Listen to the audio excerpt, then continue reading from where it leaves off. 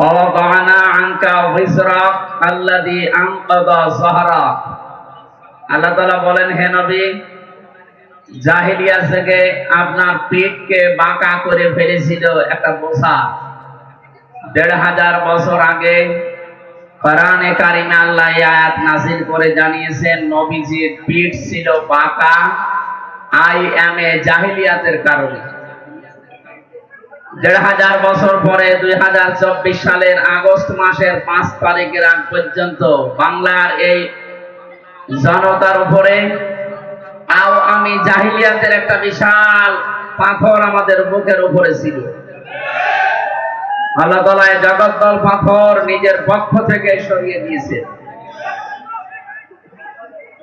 হাত্তা ইদা ফারিহু বিমা উতু, আল্লাহ পাক বলেন, মানুষ যখন আমার দানকৃত বস্তু পেয়ে আনন্দে আত্মহারা হয়ে যায়, আখাযনাহুম বাগতাতান ফাইদাহুম মুবলিসুন, হঠাৎ আমি আল্লাহ নিজে তাদেরকে এমন ভাবে পাকড়াও করি তারা নিরাশ হয়ে যায়, হতাশ হয়ে পড়ে। ১৫০০ বছর আগের এই আয়াতটা আমার মনে হচ্ছে বাংলাদেশের ২০২৪ সালের ৫ আগস্টে আল্লাহ নতুন করে নাযিল করেছেন। কোরআনে আয়াতের দিকে তাকালে দেখেন ওরা আনন্দকৃত দানকৃত বস্তু পেয়ে দেশে আনন্দে ছিল কিছু জালেম, সবাই না। কিছু জালেম এত আনন্দে মেতেছিল, মানবতার কথা, জনগণের কথা, আল্লাহর কথা পর্যন্ত তাদের মনে ছিল না। আল্লাহ তাআলা বলেন, আখাযনাহুম, আমি নিজে তাদেরকে ধরেছি, বাগতাতান, আকস্মিক ভাবে, ফাইদাহুম মুবলিসুন, এই মানুষগুলো হতাশ হয়ে পড়েছে। এদের চেহারার ভেতরে হতাশা, নিরাশার যে চিহ্ন ফুটে উঠেছে। দিন যত যাচ্ছে আমরা দেখতে পাচ্ছি, কথা বলে ঠিক কিনা? দিন আরো যত যাবে আরো হতাশা, নিরাশা জালেমদের চেহারার ভেতরে ফুটে উঠবে। এই জন্যে কি এলাকায় আসলাম তো, হ্যাঁ, নতুন নাম দেওয়া লাগবে আপনাদের।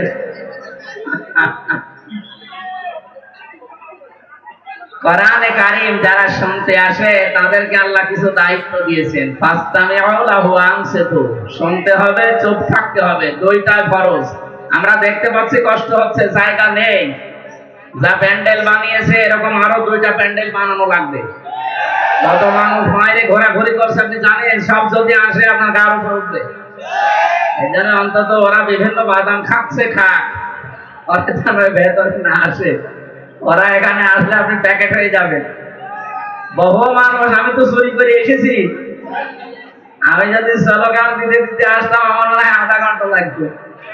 কাউকে না বলে ড্রাইভারকে সাথে নিয়ে আসতে করে চলে এসেছি, তা উঠেছি এই দিক দিয়ে। এই জন্য আশা করছি আপনারা আল্লাহর কোরআন শুনতে যারা এসেছেন সওয়াবের নিয়তে এই 2টা কথা একটু মেনে নিন। কষ্ট হলেও স্বীকার করেন যে ইবাদতে কষ্ট বেশি, ওই ইবাদতে সওয়াব বেশি। কথা বলেন না কেন? সুতরাং আজকের ইবাদতে যেহেতু কষ্ট হচ্ছে বেশি, আমরা চাই আজকের মাহফিলে যেন ডবল সওয়াব হয়। কিন্তু এটা শুনতে হলে চুপ থাকা লাগবে, শোনা লাগবে। এই 2টা যদি না মানেন ডবল গুনাহ হবে। সাদকায়ে জারিয়া যেমন হয়, গুনাহে জারিয়াও আছে। অনেকে মনে করে শুধু সাদকায়ে জারিয়া, মসজিদ বানিয়ে দিলাম, কিন্তু বানানোর আগে চিন্তা করে না যে টাকাটা কিসে। ঘুষের টাকা, সুদের টাকা দিয়ে মসজিদ বানালে সাদকায়ে জারিয়া হবে না গুনাহে জারিয়া হবে? এই জন্য যারা এসেছেন শুনতে, আমি জাহিলিয়াত চলে গেছে, আমি জাহিলিয়াত চলে গেছে। কথা বলেন না কেন?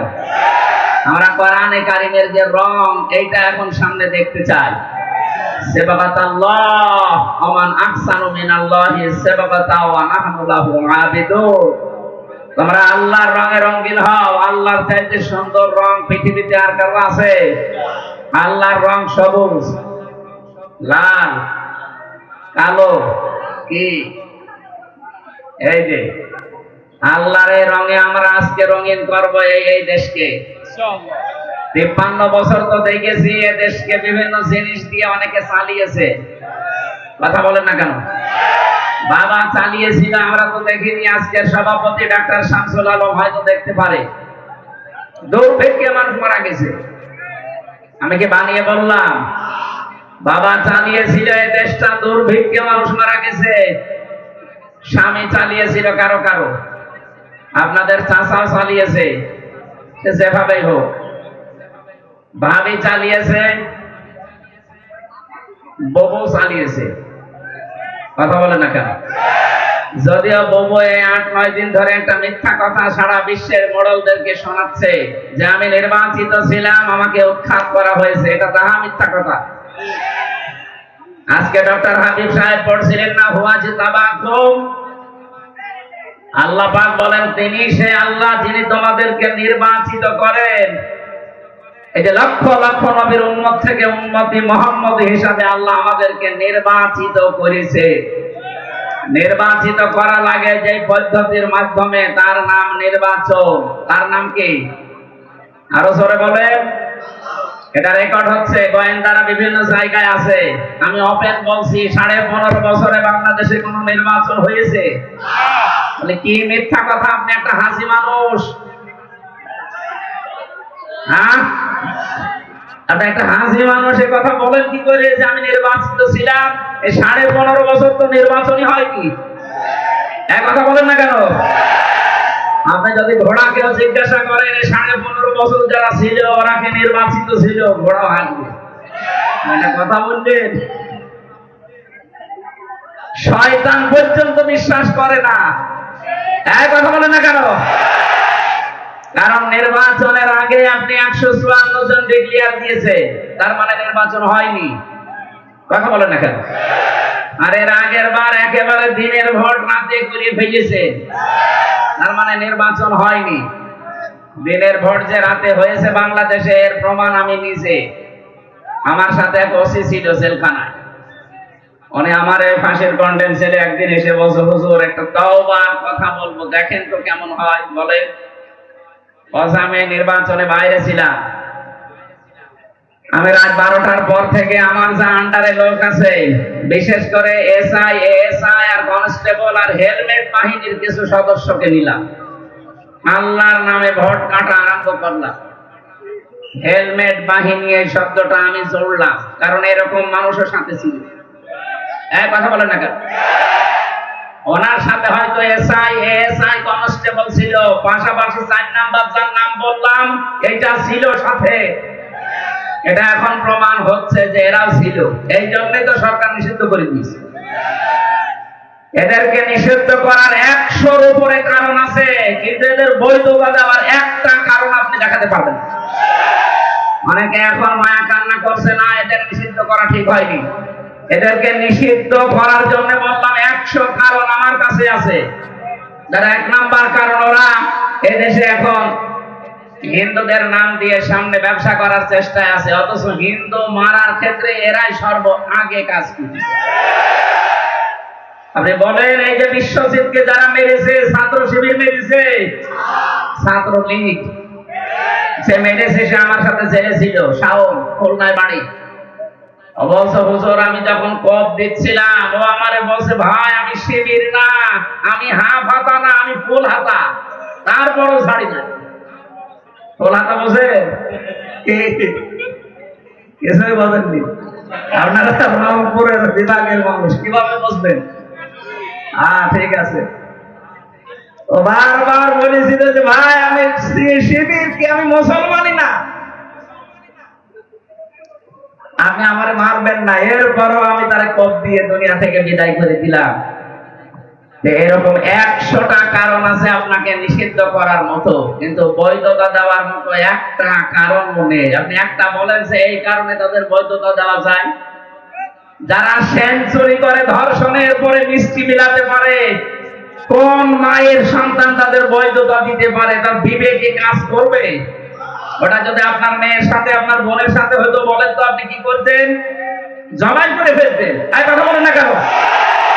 তাও তো কম হয়ে গেছে যে নিষিদ্ধ করেছে, ওদেরকে অন্তত জবাই করা দরকার যা করেছে 15.5 বছর। জন্মলগ্ন থেকে শুরু করে এই 24 সালের 5 আগস্ট পর্যন্ত এখনো ষড়যন্ত্র থেমে নেই। এখনো পর্যন্ত বলছে এই দিন দিন না, আরো দিন আছে। ওর ওই দিনের কাছে নিয়ে যাওয়া দরকার। কথা বলে না কেন? এক টাকলাকে গত কয়েকদিন আগে কোর্টের প্রাঙ্গণে দাঁড়িয়ে বলতে শুনলাম এজলাসে, বলছে বিচারপতি দিন দিন না আরো দিন আছে। এখনো পর্যন্ত যদি এই কথা ওর মুখ দিয়ে বের হয়, ওর মায়ের হয়েছে। বলেন, এদেশে আলেম এই যে আলেমদেরকে ধরার পরে হাতে বেড়ি শুধু দেয়নি, হাতে ডান হ্যান্ডকাপ লাগিয়ে নিয়ে যাবে না, মাথায় দড়ি টাঙিয়ে মনে হচ্ছে নিয়ে যাচ্ছে কাউকে গরুর মতো, কাউকে ছাগলের মতো। আমার মাথায় দড়ি বেঁধেছে। আর এখন যাদেরকে নিয়ে যাচ্ছে দেখা যাচ্ছে কি জামায় আদরে যাচ্ছে হাসতে হাসতে। না, এখানে কোন দুর্বিসন্ধি হচ্ছে। আমরা চাই আমাদের উপরে যা করেছেন তার 100 ভাগের 1 ভাগ অঙ্কিত করে। দেলার হোসেন সাইদি, শফিকুল ইসলাম মাসুদ, এরা রিমান্ড থেকে বের হওয়ার পরে দাঁড়াতে পারে না, 3-4 জনের কাঁধে ভর করে যাওয়া লাগে। আর এরা রিমান্ড থেকে মনে হচ্ছে জামায় আদরে বের হচ্ছে। এই বৈষম্য দূর করার জন্য ছাত্র জনতা জীবন দেয়নি। কথা বলে না কেন? এটা একটা বৈষম্য না? আমাদের সাথে কি করলেন, এদের সাথে কি করছে? আমরা চাই যা করেছেন তার অন্তত 100 ভাগের 1 ভাগ তাদের উপরে করে। চেহারার দিকে তাকালে যেন অন্তত হাজী সেলিমের মতো একটু কান্নাকাটির ভাব দেখায়। আমি মামলার হাজিরা দিতে গিয়েছিলাম, শেষ মামলা। দেখলাম আল্লাহর ওলি হাজী সেলিম সাহেব কাঁদতেছে, শিশুর মতো হাউমাউ করে কাঁদে। অত আর নৌকা বলতে পারে না, কথা বন্ধ করে দিয়েছে আল্লাহ, বলে হৌকা। সম্মানিত ভাইরা, আমরা আইএমএ জাহিলিয়াত কিতাবে পড়েছি, ইতিহাসে পড়েছি। আমি জাহিলিয়াত 15.5 বছর দেখেছি। কথা বলেন না কেন? নতুন আর কোন জাহিলি যুগ আমরা এই দেশে দেখতে চাই না। অনেকে এখনো ষড়যন্ত্র চালাচ্ছে নতুন একটা যুগের তৈরি করার জন্য। এতগুলো মানুষ জীবন দিয়েছে নতুন কোন যুগ দেখার জন্য না। যারা জীবন দিয়েছে তাদেরকে কবরে এসে জিজ্ঞাসা করবেন, প্রত্যেকে বলবে আমরা আল্লাহর বিধান দিয়ে দেশ চালাতে চাই। কারণ যারা শহীদ হয় তাদেরকে মৃত বলা নিষেধ। কথা বলেন না কেন? মুখ দিয়ে যেন কেউ না বলে এসে মরে গেছে, না বলা যাবে না। এমনকি অন্তরে ধারণাও করা যাবে না মরে গেছে।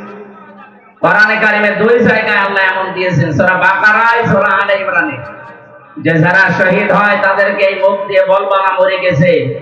যারা শহীদ হয় অন্তরে কোনোদিন ধারণাও করবা না মরে গেছে। বালা হায়াউন ইনদা রাব্বিহিম ইরযাকুন, তারা জীবিত এবং আমি আল্লাহর কাছে তারা রিজিক পায়। সুবহানাল্লাহ বলতে পারেন না? সুতরাং আমার কথা হচ্ছে, মূল কথা, যারা মিথ্যা ছড়াচ্ছেন এখনো পর্যন্ত, বিশেষ করে ডোনাল্ড ট্রাম্প আসার পরে দেখছি কারো কারো বৃদ্ধি বেড়ে গেছে। মনে করছে মোড়লদেরকে কথা বললে বিশ্বাস করবে। শয়তান যেখানে বিশ্বাস করে না, অন্তত ট্রাম্পের মতো এরকম একজন মানুষ বিশ্বাস করবে। সে আজকে এই যে পেপারে দেখেছেন না, সংবাদে আজকে জানাচ্ছে যে কেউ যেন একটা এডিট করে চালিয়ে দিয়েছিল। ডোনাল্ড ট্রাম্প ক্ষমতায় আসার পরে নাকি জানিয়েছে যে বাংলাদেশের প্রধানমন্ত্রী শেখ হাসিনা, অথচ 40 মিনিট তার কাছ থেকে বক্তব্য নিয়েছে সাংবাদিক, একটা বারের জন্য বাংলাদেশ সম্পর্কে কোনো কথা সে বলে না। এই এডিট করে করে মানুষকে আর কত অডিও কল শোনাবেন বলেন তো? নিজেই কল দেয়, নিজেই রেকর্ড করে, নিজেই এডিট করে, নিজেই ছেড়ে দেয়। এগুলো এখন প্রমাণ পাওয়া যাচ্ছে। বাংলাদেশে বিশৃঙ্খলা তৈরি করার জন্য যারা এই কাজগুলো বাইরে বসে বসে করছে, তাদের মোবাইলের এই রেকর্ডিং গুলো ফাঁস করা বাংলাদেশে নিষিদ্ধ করা হোক। কথা বলেন। আমরা চাই দেশটা যেভাবে শান্ত আছে এভাবে আরো শান্ত হোক।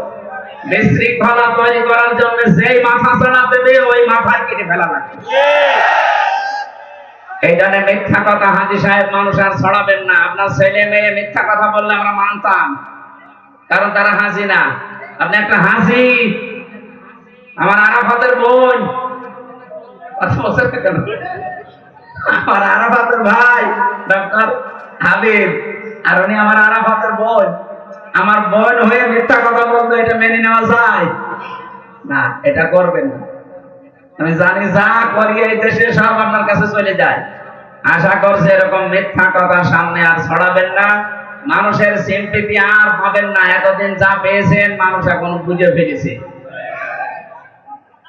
মানুষের ভেতরে আল্লাহ ভয় তৈরি করে দেয় 5টা কারণে। কয়টা বলেন বলেন? নবীজি যাইতেন নবুয়ত পাওয়ার পরে এসে বলেছিলেন, খাদিজা আমাকে ঢেকে দাও, জাম্মিলুনি ইয়া খাদিজা, আমি ভয় পেয়েছি। ইয়ার কি মাসের তার সাথে পিটিয়ে লম্বা করে ফেলবেন। এমনিতে আপনাদের সারা দেশে এই নাম এমনি নাম, আমার মনে হচ্ছে এই কারণে দিয়েছে। এরপরে একটা কথা বলে দেখেন কি করে আপনাদের ওয়াজ করা বন্ধ করে দিল। আবার হাত মারেন মানে একবারে নিষ্ঠভাবে থাকি। কতগুলো মানুষ বসে আছে দেখতে পাচ্ছেন না? এখানে জেলা আমির আছে,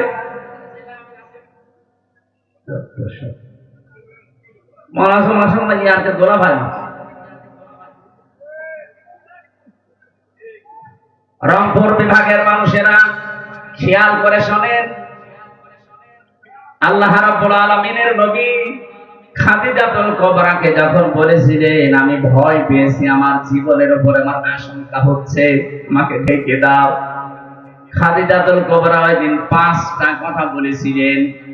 1 নম্বরে বলেছিলেন, ইয়া আবুল কাসেম, হে আমার স্বামী, আপনি ভয় পাবেন না। কাল্লা ওয়াল্লাহি মা ইয়াখজিকাল্লাহু আবাদান, কখনোই না, আল্লাহ আপনাকে কোনোদিন ভয় দেখাতে পারে না।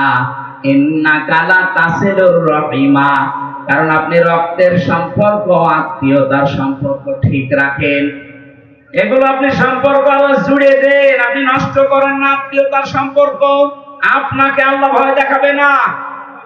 এই হাদিস দ্বারা বোঝা যায়, যারা মানুষের সাথে সম্পর্ক নষ্ট করে তাদের ভেতরে অজানা একটা ভয় আল্লাহ তৈরি করে দেয়।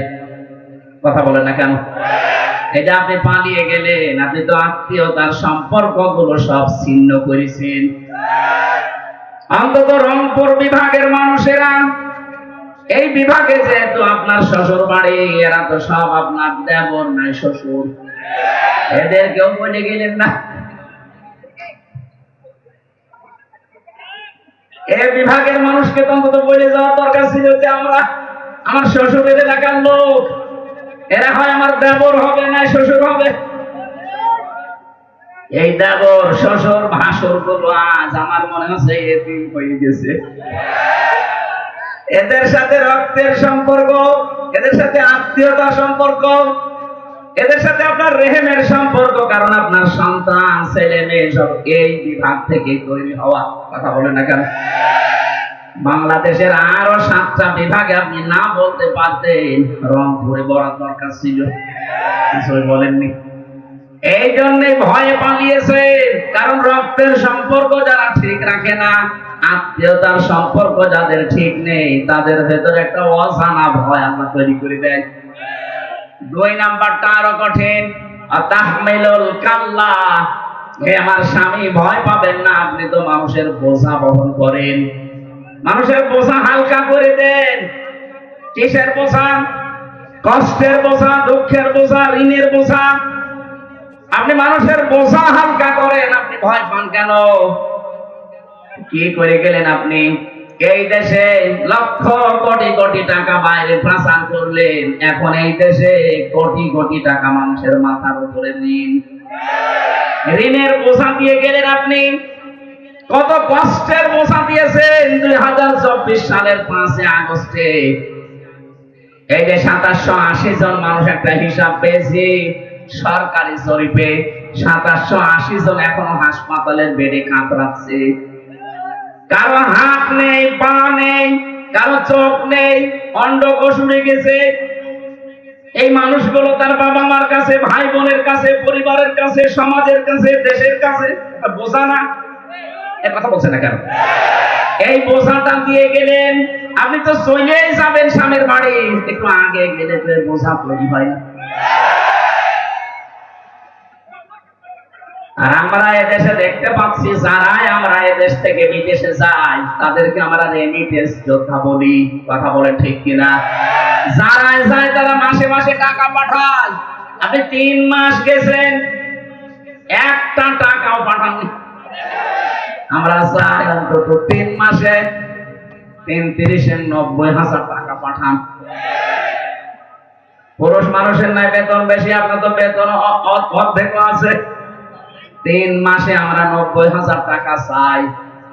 এবার বলে দেখেন, যারা ঋণের বোঝা, কষ্টের বোঝা, দুঃখের বোঝা মানুষকে দিয়ে যায়, তাদেরকে অজানা ভয় আল্লাহ তৈরি করে দেয়। আরো বাকিগুলো তো বললাম না, এত কিছু যারা দিয়ে গেছেন, নবীজির উম্মতে শামিল হওয়া তাদের জন্য সম্ভব না। এজন্য মিথ্যা কথা যারা ছড়িয়ে আজ বিশ্বের মোড়লদের মন পাওয়ার চেষ্টায় আছেন, এ মিথ্যা বন্ধ হওয়া লাগবে। কারণ নির্বাচনের মাধ্যমে মানুষ নির্বাচিত হয়। 15.5 বছরে দেশে নির্বাচনই হয়নি। কথা বলেন ঠিক কিনা?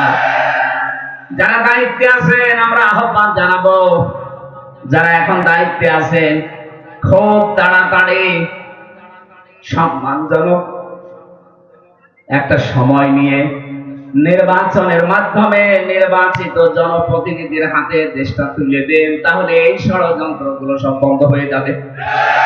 আপনি দেখতেছেন আজ 2-3 দিন কিন্তু একটা কথা চলছে সারা বিশ্বে, এদেশটাকে এখন ডক্টর ইউনূসের নামে উনি চালাতে চাচ্ছে, যে উনি জঙ্গিবাদ উস্কে দিচ্ছে, এদেশ জঙ্গিবাদে ভরে যাচ্ছে। এদেশে যারা ইসলামপন্থী মানুষ, অন্তত এই দেশে যারা একামতে দিনের দায়িত্ব পালন করতে চায়, তারা যে অ্যাক্টিভ ভাবে একটু কাজ করবে কি করে? কিছু করলে এই শব্দটা বিশ্বের মোড়লদেরকে শোনাচ্ছে, এদেশে জঙ্গিবাদ পুনরুত্থান হচ্ছে। বলেন নাউজুবিল্লাহ। মিথ্যা এই ধোঁয়াটা তুলে কাউন্টার টেররিজম একটা ইউনিট বানিয়ে বাংলার বহু মানুষকে আপনি জীবন থেকে, দুনিয়া থেকে বিদায় করে দিয়েছেন। বিশেষ করে আয়না ঘরের নাম দিয়ে অধিকাংশ মানুষকে ওখানে নিয়ে মেরে ফেলতেন। রিমান্ডে যে সমস্ত মানুষকে দিয়েছেন, আমার সাথে যারা ছিল, কেউ 7 মাস, কেউ 8 মাস, কেউ 2 বছর পড়ে আছে, কেউ জানি না কে মামলা আপনাকে দিয়েছে, ও নিজেও জানে না, খালি শোনে যে আমার নামে নাকি জঙ্গি মামলা। জঙ্গি কি সে জানে না। বাংলাদেশে নাটকটা তৈরি করার মূল কারিগর যারা ছিল, যাদেরকে দিয়ে এটা তৈরি করার চেষ্টা চালিয়েছিল, তারা কিন্তু আমাদের এই পাশের দাদা বাবুরা। ওইটা এখন আর বিশ্ব খাচ্ছে না। ভাঙা ঢোলার কতদিন বাঁচাবেন? এই জন্য মিথ্যার অবসান দরকার। যেগুলো মিথ্যা ছড়াচ্ছেন, আশা করছি সামনে কেউ যেন আর মিথ্যা ছড়িয়ে এদেশকে টালমাটাল করতে না পারে। বলেন আমিন। কোরআনে কারীম যারা শুনতে এসেছেন, এই 2টা এখন আমার মনে হচ্ছে আপনি মেনে নিয়েছেন। শুনছেন, চুপ থাকবেন। এখন আমি যারা বলতে আসি, যারা আমরা যা 4 জন এসেছি বলার জন্য, আমাদের দায়িত্ব কি? কোরআনে কারীম বলছে, কিতাবুন উনজিলা ইলাইকা ফালা ইয়াকুম ফি সাদরিকা হারাজুম মিনহু লিতুনদিরা বিহি ওয়া যিকরা লিল মুমিনিন। আল্লাহ পাক বলেন, হে নবী, কোরআনে কারীম যখন মানুষের কাছে প্রচার করবে, এটা আমি আপনাকে দিয়েছি কেন জানেন? মানুষদেরকে সতর্ক করার সময় আপনার মনের ভেতরে যেন কোনো ভয় ভীতি কাজ না করে। এটা কোরআন যে অন্তরে থাকে, সে অন্তর থেকে আমার আল্লাহ ভয় তুলে দেয়। এখানে হারাজনের ব্যাখ্যা আছে 2টা। 1 নম্বরে, কোরআন প্রচার করতে গেলে আপনার সামনে যারা আছে, কোরআনের হক কথা শোনার পরে মানুষগুলো অনেকে না বুঝে মন খারাপ করতে পারে। এরকম মানুষ দেশে নেই? এই 15.5 বছরে আরো বেশি ছিল। এখনো আছে অনেকেই। কোরআনে কারীমের ভাষা, কোরআন যেভাবে উপস্থাপন করা দরকার, আল্লাহ যে ফোর্স দিয়েছে, ওই ফোর্সে কথা বলতে গেলে ও বোঝে না, আন্দাজে মন খারাপ করে। 2 নম্বরে, আবহমান কাল থেকে এমন এমন নিয়ম নীতি এই দেশে ইসলাম মনে করে অনেকে পালন করে আসছেন, যেটা আসলে ইসলামে নেই। কথা বলেন না কেন? তার ভেতরে বহু ইবাদত এই বাংলাদেশ, ভারত আর পাকিস্তানে চলছে, যেটা মানুষ বানিয়েছে। এই যে আল্লাহ বাদে কারো নামে জিকির করা জায়েজ নেই, অথচ সারা বাংলাদেশে এখন প্রায় আরম্ভ হয়ে গেছে। আল্লাহর নামে মাঝে মাঝে জিকির করে, মাঝে মাঝে বাবার নাম শুনে দিচ্ছে। ইয়া আলী বাবা, শাহ আলী বাবা, কেল্লা বাবা, ফাতে বাবা, দয়াল বাবা, এ জিকির হয় না দেশে? যারা এই বিভ্রান্তিতে আছেন এখনই নিজেকে শুধরাবে। আল্লাহ বাদে কারো নামে জিকির করা জায়েজ নেই। এমনকি নবীজির নামেও জিকির হবে না, জিকির হবে আল্লাহর নামে, দরুদ হবে নবীজির নামে। আমি নাম ধরলাম না, বাংলাদেশে বহু মানুষ আছে, বিশেষ করে চট্টগ্রাম সিলেট বিভাগে আছে। এই মানুষগুলো আল্লাহর নামে কিছুক্ষণ জিকির করার পরে দেখা যায় শালি বাবা, ফতে বাবা, কেল্লা বাবা, কথা বলেন না কেন? আল্লাহ বাদে অন্য কারো নামে জিকির করা জায়েজ আছে। এমনকি আল্লাহকে ডাকার সাথে সাথে যদি অন্য কাউকে ডাকে তার ডবল আযাব হবে। সূরা ফুরকান 68 নম্বর আয়াতের প্রথমে আছে, ওয়াল্লাযীনা লা ইয়াদউনা মা'আল্লাহি ইলাহান আখার। আল্লাহ পাক বলেন, আমি আল্লাহকে ডাকে, আমার সাথে অন্য কাউকে যারা ডাকে, এরপরে আয়াতে আল্লাহ জবাব দিচ্ছেন, ইবাফ লাহুল আযাব, তাদের আযাব হবে ডবল। কয়টা? জিকির করে সওয়াব হওয়া দূরের কথা, আরো গুনাহ হয়ে যাচ্ছে। আজকে থেকে আমলটা সংশোধন করে নেবেন। আমি সহ যারা এসেছি, আল্লাহ আমাদেরকে আমলটা পুরো পাল্টানোর তৌফিক দেন, বলেন আমিন। দ্বিতীয় কথা হচ্ছে, এই বানানো ইবাদতগুলো যখন মানুষ বিভিন্ন ধান্দায় করতে থাকে, হে নবী কোরআনে কারীমের প্রচার যদি আরম্ভ করেন, ওইগুলো টিকবে না। ওই বানানো ইবাদত যখন টিকবে না, ওই মানুষগুলো দেখবেন তখন আপনার প্রতি রাগ করবে, তেড়ে আসবে। ওয়াইদা তুতলা আলাইহিম আয়াতুনা বায়্যিনাতিন তারিফু ফি বুজুহিল লাযিনা কাফারুল মুনকার। রব্বুল আলামিন সূরা হজের ভেতরে জানিয়েছে, যখন আপনি কোরআনে কারীম তেলাওয়াত করে তাদেরকে বোঝাবেন স্পষ্ট দলিল আর প্রমাণ দিয়ে, নবী আপনি দেখতে পাবেন ওই মানুষগুলো রাগ করে আপনার দিকে চোখ মোটা করে গরম দিয়ে তেড়ে আসতেছে।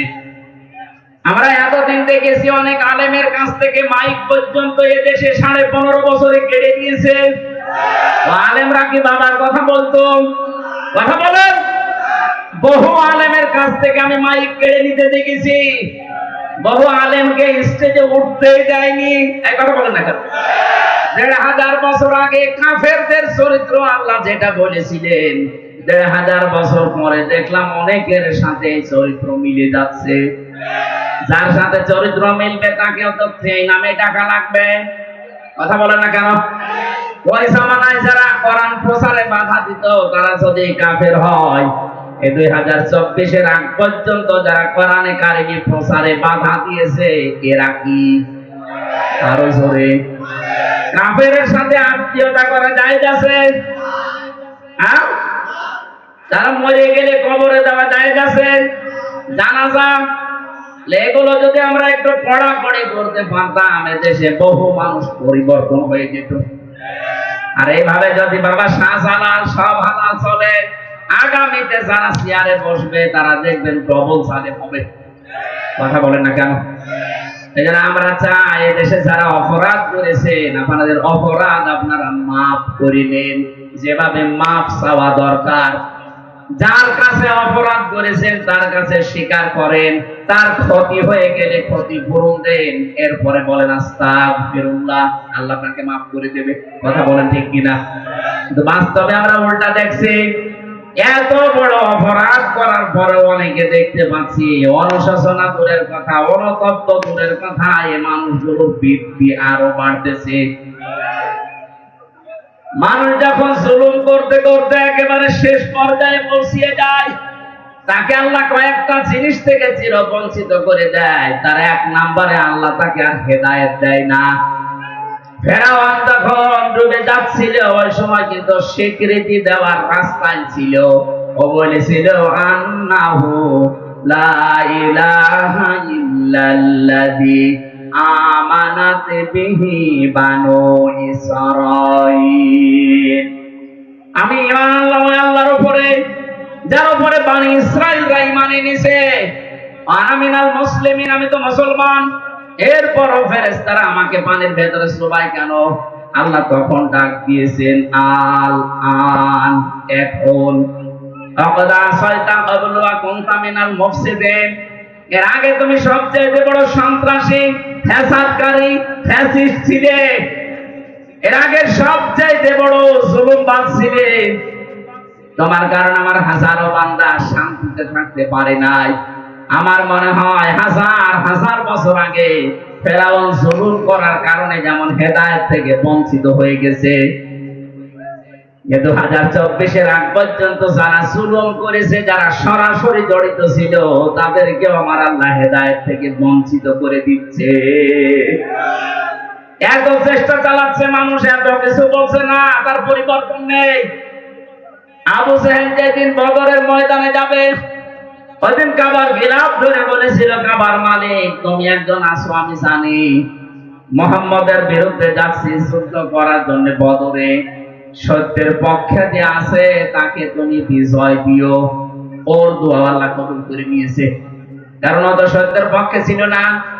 ওই ময়দানে যাওয়ার পরে যখন হযরতে আব্দুল্লাহ বিন মাসউদ বুকের উপরে ওঠার পরে ছুরি চালিয়েছে, তখন জিজ্ঞাসা করেছে, মানান তাকে তুমি? হযরতে আব্দুল্লাহ বিন মাসউদ ওই সময় জবাব দিয়েছিলেন, আমি ইবনে মাসউদ।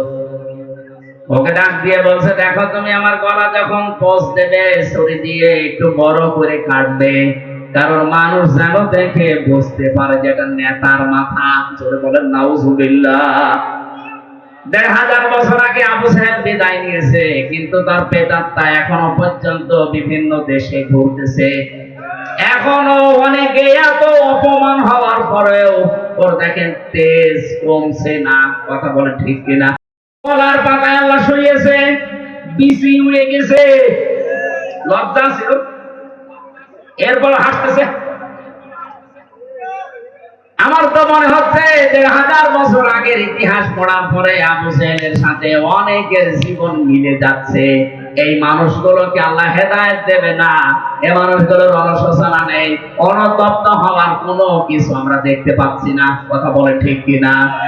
হাজারো নিরীহ মানুষকে বিচারের এই চেয়ারে বসে অবিচারের মাধ্যমে দুনিয়ার জীবন থেকে বিদায় দিয়েছে। কথা বলেন ঠিক কিনা? এই জন্য যারা জুলুম করেন, জুলুম থেকে যদি অব্যাহতি পেতে চান, আল্লাহর মামলার আসামি আপনি, যদি এই কেস থেকে মুক্ত হতে চান, যার কাছে অপরাধ করেছেন, জুলুম করেছেন, তার কাছে ক্ষমা চাবেন, আর তার ক্ষতি করে থাকলে ক্ষতি পূরণ দেবেন। কথা বলেন না কেন? আমার জীবন থেকে 3টা বছর আপনি কেড়ে নিলেন, আমার বাবার লক্ষ লক্ষ টাকা আপনি হাতিয়ে নিয়েছেন এই মিথ্যা মামলার মাধ্যমে। আমি চাই আমার মামলার আয়ু থেকে একেবারে টপ বটন যারা জড়িত, তারাও 3 বছর জেলে থাকবে আমার মতো, আর আমাকে ওই লক্ষ লক্ষ টাকা ক্ষতিপূরণ ফিরিয়ে দেবে। নাইলে শুধু আস্তাগফিরুল্লাহ পড়বেন আর আপনার মাফ হয়ে যাবে। যে আমি কি ঘাস কাটছি? আমার মতো হাজারো হামজা এই কথা বলেন না কেন? এজন্য আমরা আপনাকে বাঁচাতে চাই। আপনি এই বিভ্রান্তিতে পড়ে শুধু আস্তাগফিরুল্লাহ পড়ে চলে যাবেন না। অপরাধ যার কাছে, স্বীকার করবেন তার কাছে। আরো জোরে বলেন। দিনের বেলা যদি লজ্জা করে, রাতের বেলা যাবেন, যে বলবেন ভাই আমার ভুল হয়ে গেছে, যে কোনো কায়দায় আমি অপরাধ করেছিলাম, আমারে মাফ করে দেন। আরে 15.5 বছরে যে ক্ষতি আপনার করেছি আমি ক্ষতিপূরণ দিয়ে দিলাম, আপনি নেন। আমার মনে হয় এইভাবে যদি সারা বাংলাদেশে ক্ষমা শুরু হয়, অনেক মানুষ আমরা বেঁচে যাব। আর আগামীতে যদি কাউ ছেলে যে চেয়ারে বসতে চায়, তারা এই চিন্তা ভাবনা করে বলবে, না ভাই জুলুম করা যাবে না। কথা বলেন ঠিক কিনা? আল্লাহ আমাদেরকে দোষ দেন, বলেন আমিন। কোরআনে কারীম থেকে একটা আয়াত পড়েছে, ডক্টর হাবিব ভাই পড়েছিল 78 নম্বর আয়াত, আমি পড়েছি 77 নম্বর আয়াত, সূরা হজ। আল্লাহ রাব্বুল আলামিন শুধু ঈমানদারকে এখানে ডাক দিয়েছেন, কোন বেঈমান আজকের আলোচনায় নেই। এজন্য যদি বেঈমান এখানে থাকেন, আপনি চলে যান, ওই যে চলে যাচ্ছে, বেঈমানের জন্য আজকের আলোচনা না, আজকের আলোচনা ঈমানদারের জন্য। ওই বেঈমান, তাড়াতাড়ি বের করে দিন। চলে যান ভাই, চলে যান। আবার বসে যাচ্ছে মানে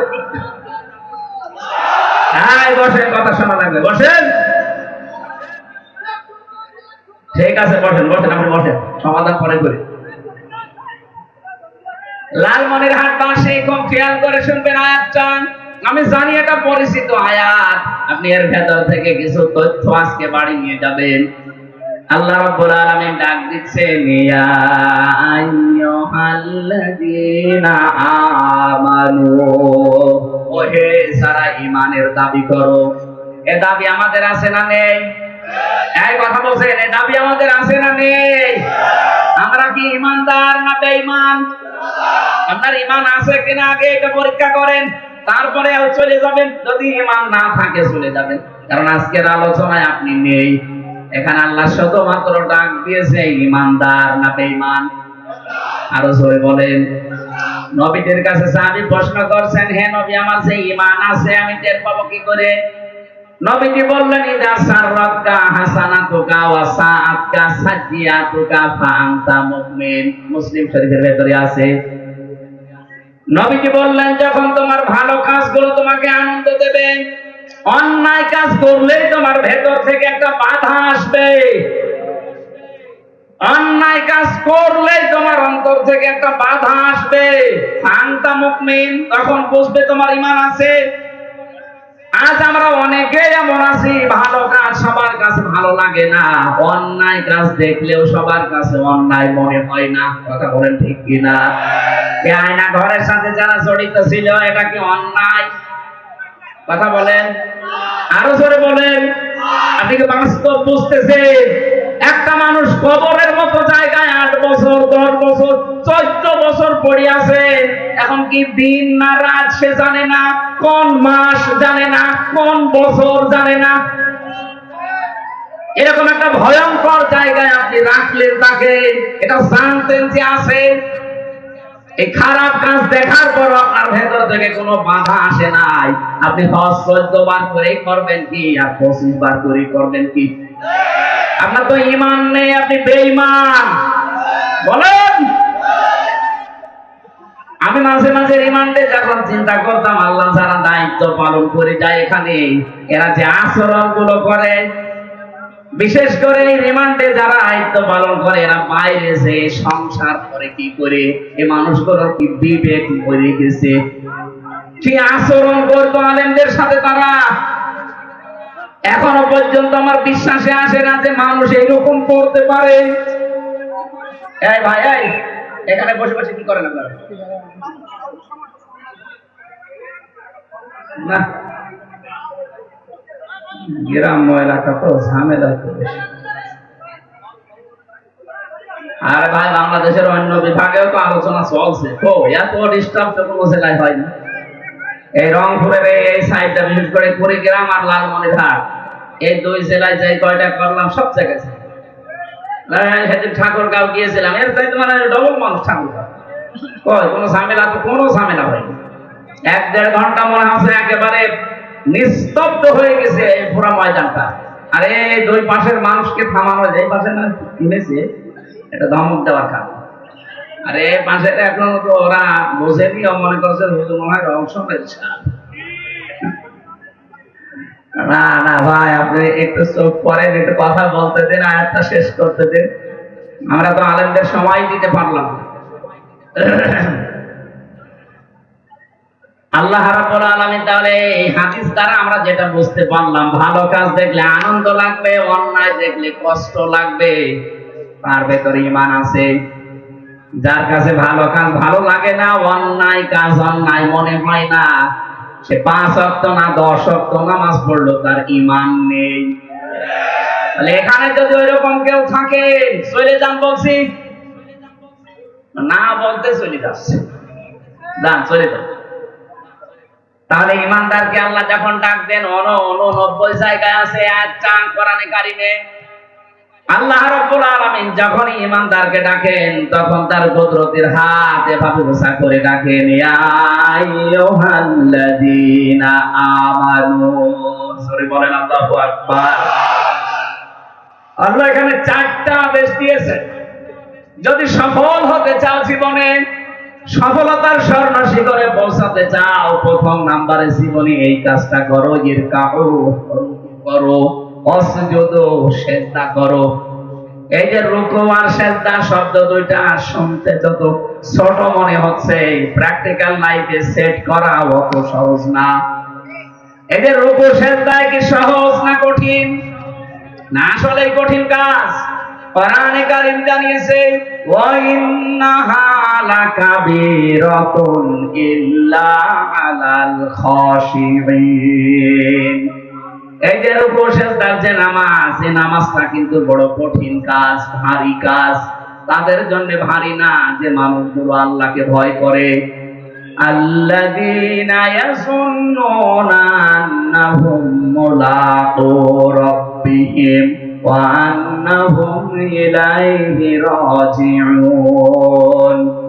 যারা এই বিশ্বাস করে যে কিয়ামতে আমাকে দাঁড়ানো লাগবে আল্লাহর সামনে, ফিরে যাওয়া লাগবে তার কাছে, আল্লাহর কাছে দাঁড়াতে গেলে সর্বপ্রথম হিসাব দেওয়া হবে রুকু সিজদার। কথা বলেন ঠিক কিনা? আউয়ালু মা ইউহাসাবু বিহিল আবদু ইয়াউমাল কিয়ামাতি সালাত। কিয়ামতে সর্বপ্রথম আপনার হিসাব হবে কিসের? আরো জোরে বলেন। সাহাবারা এই কথা শোনার পরে তারা এত গুরুত্ব দিয়েছেন সালাতের, নামাজের। আমি একজন সাহাবীর জীবনী পড়েছি, হযরতে আব্দুল্লাহ আনসারী রাদিয়াল্লাহু তাআলা আনহু। এত গরিব মানুষ ছিল, নবীজি যেদিন বলেছিলেন যে জামাতে হাজির হয়ে নামাজ পড়ো, আকিমুস সালাতা ওয়া আতুজ যাকাতা ওয়ারকাউ মা'আর রাকিবিন, নামাজ কায়েম করো, সম্পদ থাকলে যাকাত দাও, আর রুকুকারীদের সাথে রুকু করো, তার মানে জামাতে হাজির হয়ে নামাজ পড়ো। সাহাবী এটা শোনার পরে ওই দিন থেকে তিনি বাস্তবে আয়াতটা সেট করেছিলেন। স্বামী স্ত্রীর মাত্র 2 জনের মিলে একখানা কাপড় ছিল, ছাত্র ঢাকার মতো। স্ত্রীকে গর্তের ভেতরে রেখে উনি নামাজে যায়, নামাজ শেষ করে ফরজ তাড়াতাড়ি বাড়িতে চলে আসে। হযরত ওমর একদিন নালিশ দিলেন, হে রাসূল, আব্দুল্লাহ আনসারী একে মুনাফিক মনে হয়, কেন আসে সবার পেছনে, ফরজ নামাজ হয়ে গেলেই দৌড় দিয়ে চলে যায়। বিশ্ব নবী বললেন, না, আন্দাজে ধারণা করবা না, কারণ মানুষের মনের খবর জানে কে? আরো জোরে, আরো জোরে বলেন। বাংলাদেশে আমরা এখন অনেক বিষয় একটু গভীরে চিন্তা করলে দেখেন, যে মানুষগুলোকে আজ আকীদা খারাপ, আকীদা খারাপ, আকীদা খারাপ বলে এই যে 1000 বছর থেকে ফতোয়া দিয়ে আসতেছেন, আমার তো মনে হয় কমপক্ষে 70-80 বছরে এই গুণগান চলছে এই দেশে। চিকিৎসা আমাদের এই সমস্ত খুলনা, রাজশাহী, নওগাঁ, এই রংপুর, এই 3টা বিভাগে খুব কম, এগুলো চলছে বেশি সিলেট বিভাগে। এরা বড় বড় বিশাল বিশাল আয়োজন করে এরা মানুষের আকীদার ভুল ধরে, সামনাসামনি যেটা দেখা যায় ওইটার ভুল ধরে না। ছেলেটা স্কুলে যেতে চাচ্ছে না, মা জিজ্ঞাসা করছে কি হয়েছে, বলছে আমার গায়ে জ্বর। ওই এদিকে আয়, গায়ে হাত দিয়ে দেখেন না ঠান্ডা, জ্বর নেই। বলছে মা জ্বর নেই তাতে কি? আমার মাথা কেমন কেমন ব্যথা লাগছে। কই দেখি, মাথা ব্যথা হলে এইদিকে তো একটা রগ একটু ফুলে থাকে, এই ঠিক আছে, মাথা ব্যথা না। এবার বলছে মা আমার আর একটা সমস্যা আছে। কি? আমার পেটের ভেতরে ব্যথা করছে, এমন একটা জায়গার নাম বলেছে যেটা দেখানো যায় না। কথা বলে না কেন? আপনি আকীদা খারাপ, আকীদা খারাপ, আকীদা খারাপ জিকির করছেন এই কত বছর, এমন একটা জিনিসের নাম বলে যেটা দেখানো যায় না।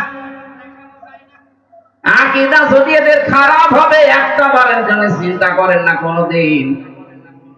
এরা কত সুযোগ সুবিধা পাওয়ার কথা ছিল, সেদিন মামুনুল হক ভাই যশোরে বলছিলেন, আল্লামা শহীদ দেলাওয়ার হোসেন সাইদি রহমাতুল্লাহ আলাইহি, তাকে বহু অফার দেওয়া হয়েছিল, তিনি সবগুলোকে দোপায়ে মারিয়ে বলেছেন না ফাঁসির দড়ি, তারপরও আমি ওই দিকে যাব না। আপনি একটা বারের জন্য একটু দড়ির কাছে যান তো, বাস্তবতা অত সহজ না।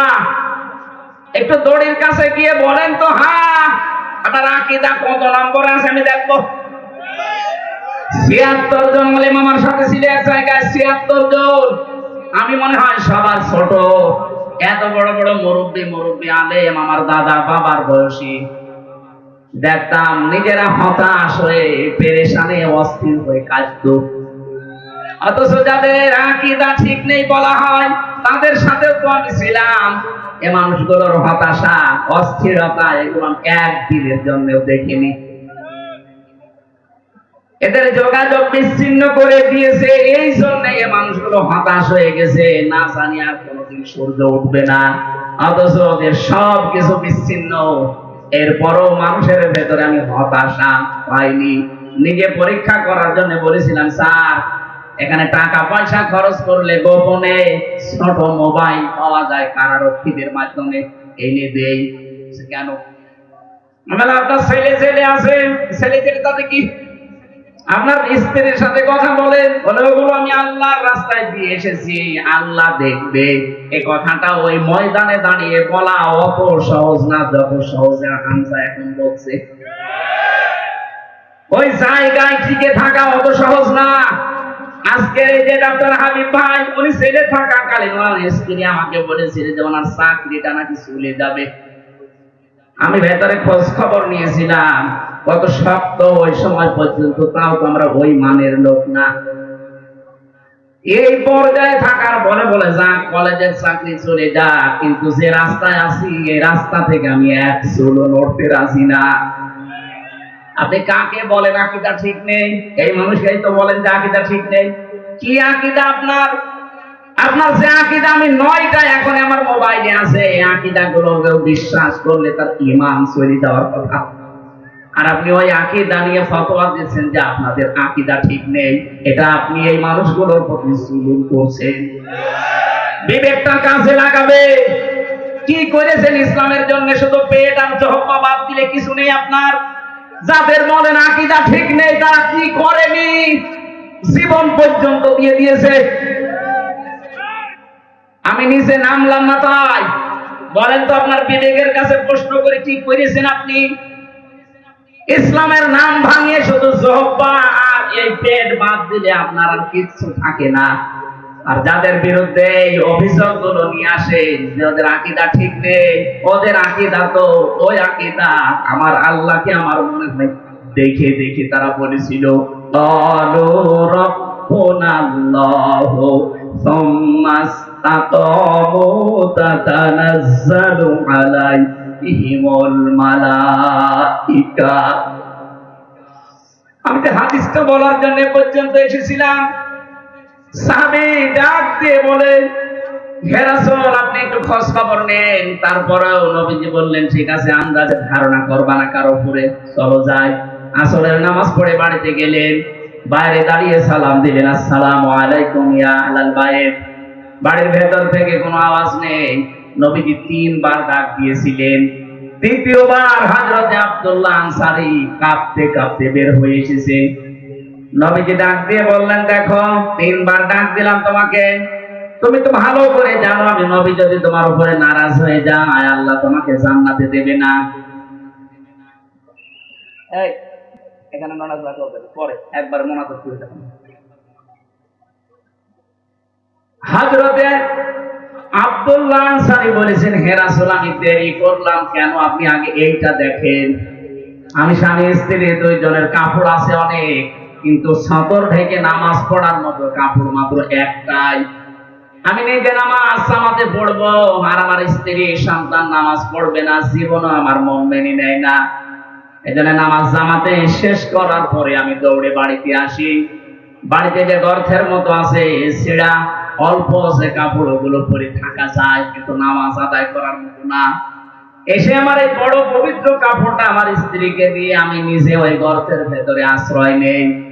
আপনি যখন প্রথম ডাক দিয়েছিলেন তখন আমার স্ত্রী নামাজে, দ্বিতীয় ডাক দিয়েছেন তখনও নামাজে, তৃতীয় ডাকে তাড়াতাড়ি স্ত্রী নামাজ শেষ করে গর্তের ভেতরে ঢুকেছে আর আমার কাপড় দিয়েছে, এই যে আমি আপনার সামনে।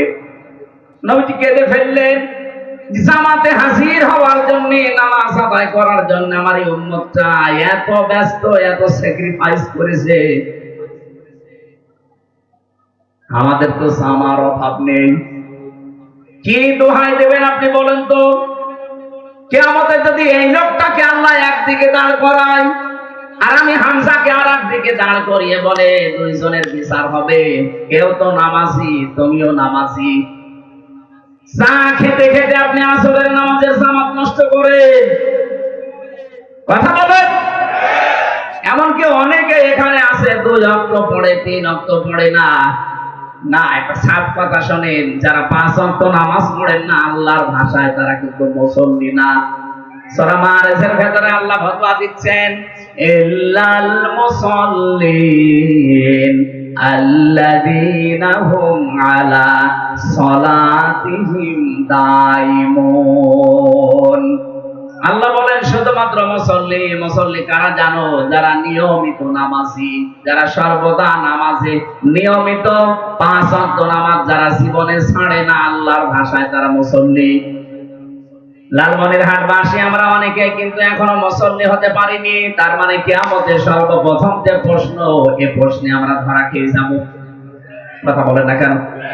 আজকে সিদ্ধান্ত নিয়ে যাওয়া লাগবে বাড়িতে, আজরাইল যতদিন না আসেন অন্তত যাই হোক ফরজ নামাজ আমি বাদ দেব না। কারা কারা রাজি আছেন দেখি? লিল্লাহে তাকবীর। দেখেন তো, হাত তোলেন দিকে দেখেন। এ মাহফিল সাকসেস যদি কথা ঠিক রাখতে না পারেন, যদি ঠিক রাখতে পারেন সাকসেস হাত নামান। আর যদি আপনি আমাকে দেখার জন্য তোলেন তাহলে কিন্তু ধরা খাবেন। আশা করছি মরণের আগ পর্যন্ত ফরজ নামাজ বাদ দেবেন না। কেউ যদি নামাজ বাদ দিয়ে দেয় আল্লাহ পাক বলেন আমি নিজে ওর দায়িত্ব ছেড়ে দেই। বলেন নাউজুবিল্লাহ। এজন্য রুকু সিজদা আমাদের জীবনে একমাত্র কাজ বানিয়ে নেবেন এটা। 3 নাম্বার শব্দে আমি পেয়েছি ওয়াবুদু রাব্বাকুম, তোমাদের রবের ইবাদত করো। ইবাদত হবে কার? আরো জোরে বলেন। এই বাংলাদেশে কয়েকটা বিষয় আমার কাছে, আমি ইবাদত শব্দটাকে মিলিয়ে পুরা কোরআনের ভেতরে 27টা অর্থে পেয়েছি ইবাদত। আমি সামারাইজ করে করে 9টায় নিয়ে এসেছি। আমাদের জীবনে ইবাদত করা লাগবে। বাবা মার কার? বলেন বলেন। বাবা মার ইবাদত করা জায়েজ আছে না? বাবা মার সেবা করা ফরজ, ইবাদত করা জায়েজ। এই পৃথিবীতে আল্লাহর পরে যার স্থান তারা যদি মা বাবা হয়, বলেন তো তাদের ইবাদত যদি জায়েজ না হয়, কার ইবাদত জায়েজ হতে পারে? আপনার বিবেকে কি বলে? অথচ আজ আমরা দেখতে পাচ্ছি অনেকেই তাদের বাবার ইবাদতে ব্যস্ত ছিল। কথা বলেন না কেন? যেটা উপরে রাখা দরকার ওইটা উপরে না রেখে আপনি নিচে রাখেন। কালিমাতুল্লাহি হিয়াল উলিয়া আল্লাহু আজিজুন হাকীম। আল্লাহ পাক বলেন সব জায়গায় উপরে থাকবে আমি আল্লাহর কথা। কার কথা? আরো জোরে। স্বাধীন হওয়ার পর থেকে তো আমরা উপরে আল্লাহর কথা দেখতে পেলাম না। হয়তো কারো ছবি টাঙিয়ে রেখেছেন, কারো নাম দিয়ে রেখেছেন। কেন ওখানে আল্লাহু আকবার লা ইলাহা ইল্লাল্লাহ লিখে দেওয়া যায় না? আজকে প্রধান উপদেষ্টার নামের পেছনে, ওনার চেয়ারের পেছনে লেখা আছে লা ইলাহা ইল্লাল্লাহ। কি সুন্দর লাগছে দেখতে। আমরা তো এটাই চাই। এই কথা বলেন না কেন? 96% মুসলমান এখানে বাস করে। এখানে উপরে থাকবে কার কথা বলেন? আমরা চাই কিয়ামতের আগে এই দেশে কারো নাম যেন আর ওখানে না যায় যেখানে আল্লাহর নাম লেখা দরকার। আমার কথা বোঝা গেছে না? ইবাদত হিসাবে আমি 9টা বলছি। 1 নম্বরে আপনার ব্যক্তিগত জীবনে, পারিবারিক জীবনে, সামাজিক জীবনে, এরপরে রাজনৈতিক জীবনে, 5 নাম্বারটা অর্থনৈতিক জীবনে। এই ইবাদতটা আজ বাংলাদেশে নেই বললেই চলে। কারণ অর্থনীতিতে ইবাদত অনেকে আমরা জানি না, কারণ এই বিষয়ের আলোচনা এই দেশে নেই। আজ এই 15.5 বছরে অর্থনীতিতে ইবাদত এটা যারা দাঁড় করিয়েছিল তাদের এই সেই ইসলামী ব্যাংকে ধ্বংস করে ফেলেছে। 75,000 কোটি টাকা সেখান থেকে মারিং কাটিং করে আমরা চাই আমাদের অর্থনৈতিক জীবনে ইবাদতটা আবার দাঁড় করাতে। আহ্বান জানাবো যে যেখানে আছেন, অর্থনীতি যে একটা ইবাদত, এটাকে যদি আবার আপনি দাঁড় করাতে চান, আমার যতটুকু ধারণা আছে আপনি সব বাদ দিয়ে ইসলামী ব্যাংকে আবার লেনদেন করবেন। প্রশ্ন আসতে পারে এখানে কি সুদ দেয় না? হ্যাঁ দেয়। আরে ভাই, নবীজি 13 বছর মক্কায় ছিলেন, 13 বছর মক্কায় কি নামাজ পড়েননি? এই কথা বলছেন না কেন? 13 বছর মক্কায় নামাজ পড়েছেন কাবার দিকে না অন্য দিকে? কেন? কাবাতে তো 313টা মূর্তি ছিল, 360টা। 360টা মূর্তির সামনে নিয়ে যদি নবীজি নামাজ পড়তে পারে, যতদিন পর্যন্ত ইসলাম কায়েম না হবে ততদিন ওইভাবে নবী নামাজ পড়েছিলেন। কথা বলেন না কেন? এদেশে যতদিন যাকাত ভিত্তিক অর্থনীতি কায়েম না হবে ততদিন অন্য যত ব্যাংক আছে, সোনালী, রূপালী, চৈতালি, সব ব্যাংকের তুলনায় ইসলামী ব্যাংকে লেনদেন করা আপনার জন্য সবচাইতে বড় ইবাদত। এটাকে দাঁড় করার আগে এদের মূল থিওরি এইটা যে আমরা সুদ থেকে বাঁচতে চাই। কারণ যারা সুদ খায় এদেরকে শয়তান মহাবিষ্ট করে রাখে। সূরা বাকারার 276 নম্বর আয়াতে আল্লাহ এই দলিলগুলো দিয়েছেন। আল্লাযীনা ইয়াকুলুনার রিবা লা ইয়াকুমুনা ইল্লা কামা ইয়াকুমুল্লাযী ইয়াতাখাব্বাতুহুশ শাইতানু মিনাল মাস। আমি দলিলগুলো লম্বা করতে পারছি না। এই আয়াতগুলো থেকে প্রমাণ হয় সুদ যারা খাবে শয়তান তাদেরকে এমন ভাবে মোহবিষ্ট করে রাখে, স্পর্শ করে রাখে, কিয়ামতের দিনও তারা শিকলবদ্ধ হয়ে আল্লাহর সামনে অপমান অবস্থায় দাঁড়াবে। বলেন নাউজুবিল্লাহ। 3-4 আয়াত পরে আল্লাহ দলিল দিয়েছেন দুনিয়াতে যারা সুদের সাথে জড়িত থাকবে এই মানুষগুলো তাদের মায়ের সাথে জিনা করার গুনাহ করবে। যারা সুদ জানার পরও না ছেড়ে দেন এই মানুষগুলো আল্লাহ এবং রাসূলের সাথে যুদ্ধ করার জন্য তারা ব্যস্ত। বলেন নাউজুবিল্লাহ। ইয়ামহাকুল্লাহুর রিবা ওয়া ইউরবিস সাদাকাত। আল্লাহ বলেন আমি সুদকে ধ্বংস করি আর সাদকা, যাকাত এগুলোকে আমি আল্লাহ দুনিয়াতে বৃদ্ধি করি। আর যারা অবৈধ ইনকামের মাধ্যমে সম্পদ জমা করেছিল, বাস্তব উদাহরণ 5 তারিখে আমার আল্লাহ সব ধ্বংস করে দিয়েছে। 8 কোটি, 10 কোটি, 12 কোটি টাকার গাড়ি রাস্তায় পড়ে আছে, মালিক নেই। এই কথা বলছে না কেন? এগুলোকে বৈধভাবে সব নিয়ে আসা, সব অবৈধ ইনকাম। এই জন্য অবৈধভাবে যারা উপায় করবেন সুদের, ঘুষের, বিভিন্ন হারাম ইনকাম দিয়ে, এগুলো আপনাকে আল্লাহ রাখতে দেবে না, সব আপনার জীবদ্দশায় নষ্ট হয়ে যাবে। এজন্য আমরা বিশ্বাস করি কোরআনের আয়াতকে অর্থনৈতিক জীবনে আর সব জায়গায় যদি আমরা বিয়ের বিষয়গুলো সামনে নিয়ে আসতে পারতাম, যেটা একটা ইবাদত, আল্লাহ তার রব, আল্লাহ আমাদেরকে তার ইবাদত করার জন্য, সফল হওয়ার জন্য জানিয়েছেন। সুতরাং আমরা আজকে থেকে ইবাদত হিসাবে মুশারাকা আছে, মুদারাবা আছে, মুরাবাহা আছে, বায়ে সালাম আছে, বায়ে রেজাল আছে, বায়ে মুআসসাল আছে, বায়ে মুহাসসানা আছে, বায়ে ইহতিসার আছে। এই বিষয়গুলো এক একটার ভেতরে 3টা করে ভাগ করা আছে ইসলামী অর্থনীতিতে। আর সকালবেলা বিকালবেলা জিকির না করে বসে বসে যদি এগুলো আলোচনা করে, নামাজ যেমন ফরজ, অর্থনৈতিক ইবাদত ফরজ। কথা বলেন না কেন? আজ মানুষ এটা জানে না, নামাজ পড়ে যাচ্ছে সুদের টাকা তুলতে। এখানে বহু মানুষ এমন বসে আছেন আমি জানি, যারা 1000 টাকা ছেড়ে রাখে মাসে মাসে 100 টাকা করে বেশি পায়। এটা যে মায়ের সাথে জিনা করার গুনাহও জানেই না, অথচ নামাজ পড়ে আসলো। এই কাজে কারা আছেন? তারা আজকেই বাড়িছে এই সুদ ছেড়ে দেবেন। যে 1000 টাকা ছেড়ে রাখেন, প্রতি মাসে মাসে 100 টাকা বেশি পান। যারা আছেন ছেড়ে দেবেন কারা কারা? হাত তোলেন তো। 2-1 আছে।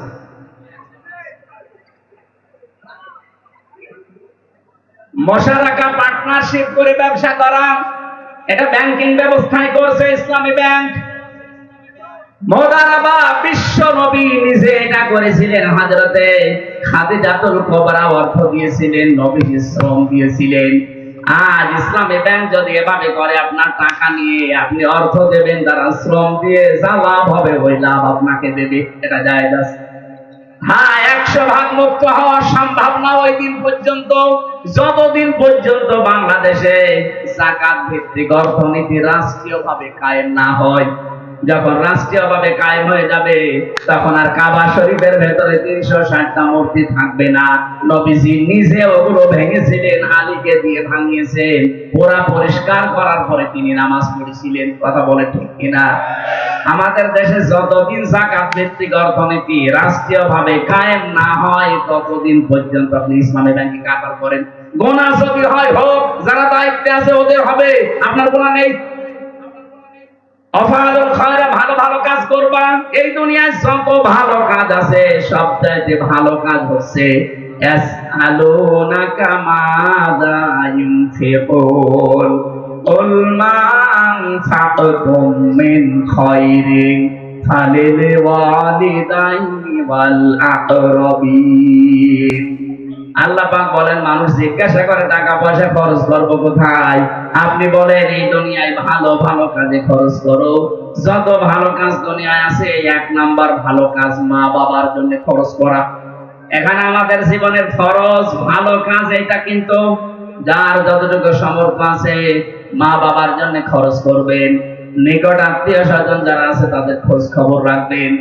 আল্লাহ পাক বলেন, ওয়াফালুল খায়রা লাআল্লাকুম তুফলিহুন। আশা করা যায় তোমরা দুনিয়াতে সফল হবে, আর দুনিয়া যারা সফল তারা আখিরাতেও সফল হবে।